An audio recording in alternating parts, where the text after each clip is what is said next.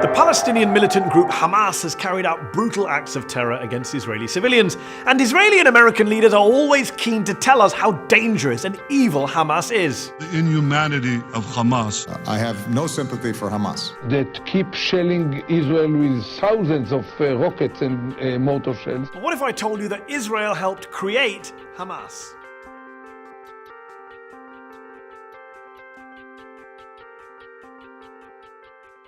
Officially, Hamas, which is the acronym for an Arabic phrase meaning Islamic Resistance Movement, was founded in 1987, at the start of the first Palestinian Intifada, or uprising against the Israeli occupation. But its roots were planted much earlier. The Hamas founder Sheikh Ahmed Yassin was a half-blind, disabled Palestinian cleric and member of the Muslim Brotherhood. The Brotherhood had been repressed by the Egyptians in Gaza prior to 1967, but once the Israelis invaded and occupied the Strip, they didn't just turn a blind eye to these Islamists, they encouraged them. See, the Israelis, especially right-wing Israelis, wanted to undermine the power of the dominant Palestinian political force at that time, the nationalist PLO, at the heart of which was the secular Fatah party of Yasser Arafat, their bête noire. بغصن الزيتون في يدي وببندقية الثائر في يدي. By empowering Sheikh Yassin and the Muslim Brotherhood, Israeli leaders thought they could divide and rule the occupied Palestinians, play them off against each other, secular nationalists against religious Islamists. So in 1978, when Yassin wanted to officially register his Islamic Association, which was basically the precursor to Hamas, the Israelis were only too keen to help. Yassin built and grew a network of Islamist social institutions across Gaza, including schools and clubs and mosques, and Israel helped fund some of those projects. Most American politicians have no clue about any of this, although the former Republican Congressman Ron Paul once made this point on the floor of the House. Hamas was encouraged and really started by Israel because they wanted Hamas to counteract Yasser Arafat. Arafat himself told an Italian newspaper, quote, "Hamas is a creature of Israel." He even claimed that former Israeli Prime Minister Yitzhak Rabin admitted as much to him, calling it a fatal error. Now, you might be wondering, why should I believe mad Ron Paul or the famously shady Yasser Arafat? Well, you don't have to. You can believe top Israeli and US officials who've basically owned up to all this. Brigadier Yitzhak Segev, for example, who was the Israeli military governor in Gaza, and later told a New York Times reporter that he helped finance the Islamic movement. "The Israeli government gave me a budget," he said, "and the military government gives to the mosques." Colonel David Hakam, who worked in Gaza in the late 1980s as an Arab affairs expert in the Israeli military, has admitted that the original sin was Israeli support for Yassin in the late 70s.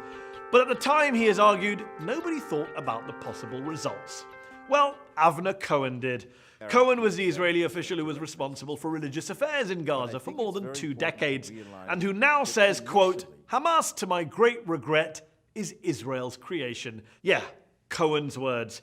He actually wrote an official report to his superiors in the mid-1980s, warning them not to play divide and rule in the occupied territories and calling on Israel to, quote, "break up this monster before this reality jumps in our face." But no one else on the Israeli side really took the possibility of blowback seriously at that time.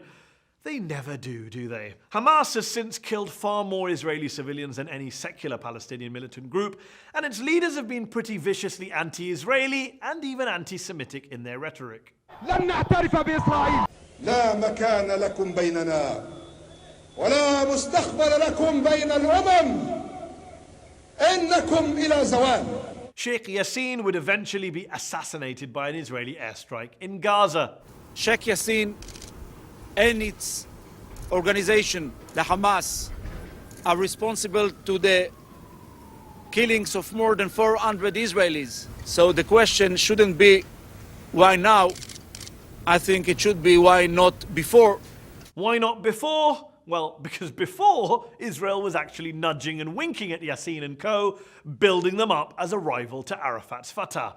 The die was cast for blowback. Blowback, incidentally, that they decided to double down on when they assassinated Yassin. You can hear the crowds chanting for Hamas, and any idea that this operation would actually suppress or diminish that organization seems to be ill-judged. The inconvenient truth is that Hamas is in part a creature of Israel's own making, an enemy that Israel spent more than 20 years helping to build up, and then spent the next 20 years, the past 20 years that is, trying to bomb, besiege, and blockade out of existence.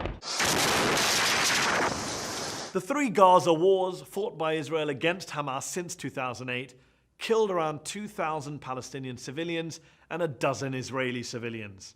That's the real human cost of blowback. David Long, a former Middle East expert at the US State Department under Ronald Reagan, told journalist Robert Dreyfus, "I thought the Israelis were playing with fire. I didn't realize they'd end up creating a monster. But I don't think you ought to mess around with potential fanatics.